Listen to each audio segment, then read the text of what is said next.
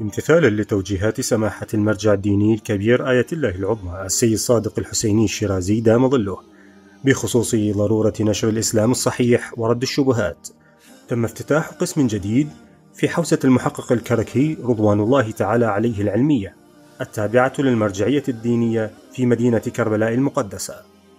تم افتتاح حوزة المحقق الكركي منذ 5 سنوات بتوجيهات سماحة المرجع الديني الكبير السيد صادق الحسيني الشيرازي دام ظله، حيث قال بفتواه المعروفة: نشر الإسلام الصحيح ورد الشبهات واجب عيني على الجميع. فمن هذا المنطلق تم افتتاح حوزة المحقق الكركي بقسمها الإلكتروني لكي ترفد المجتمع بمبلغين يبلغون دين محمد وآله عليهم السلام.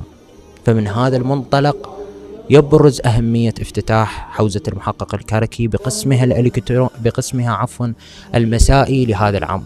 تم افتتاح القسم المذكور في حفل شارك فيه أحد وكلاء المرجعية الشيخ ناصر الأسدي، الذي ألقى كلمة في الحفل تحدث فيها عن أفكار ورؤى سماحة المرجع الشيرازي دام ظله بخصوص تقوية الحوزات ودعمها وتنميتها.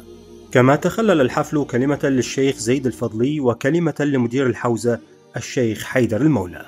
حضر الحفل ممثلي مكتب سماحة المرجع الشيرازي دام ظله في مدينة كربلاء المقدسة، كان منهم حجة الإسلام والمسلمين السيد مهدي الشيرازي، ووفد حوزة العلامة ابن فهد الحلي رضوان الله تعالى عليه العلمية، وجمع من أساتذة حوزة كربلاء المقدسة، وثلة من طلبة العلوم الدينية والشباب المؤمنين.